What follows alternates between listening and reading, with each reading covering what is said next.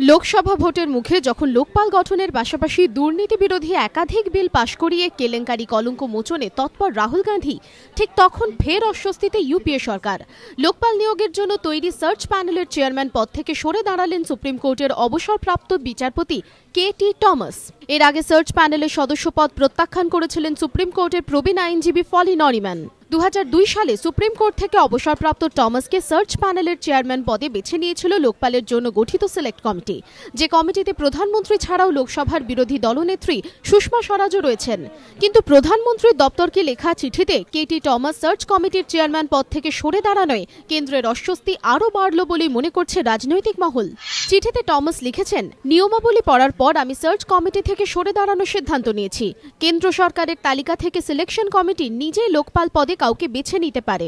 Search committee যে নামগুলো সুপারিশ করবে তার থেকেই কাউকে লোকপাল পদে বেছে নিতে হবে, এমনটা বাধ্যতামূলক নয়। প্রসঙ্গত উল্লেখ্য, লোকপাল আইন অনুযায়ী যে প্যানেল লোকপাল নিয়োগ করবে তার দুটি স্তর রয়েছে। প্রথম স্তর 8 সদস্যের সার্চ প্যানেল, যারা একাধিক নাম প্রস্তাব করবে। দ্বিতীয় স্তর 5 সদস্য বিশিষ্ট সিলেক্ট কমিটি, যারা নাম চূড়ান্ত করবে। এর আগে সার্চ প্যানেলের সদস্য পদ প্রত্যাখ্যান করার সময় ফলি নরিম্যান চিঠিতে লিখেছেন, আমি এই প্রস্তাব প্রত্যাখ্যান করছি।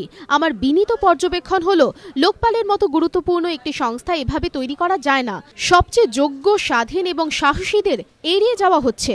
লোকপাল গঠনের প্যানেল তৈরির প্রশ্নে স্বজনপোষণ হচ্ছে বলে অভিযোগ করেছিলেন লোকসভার বিরোধী দলনেত্রী সুষমা স্বরাজও। এবিপি আনন্দ।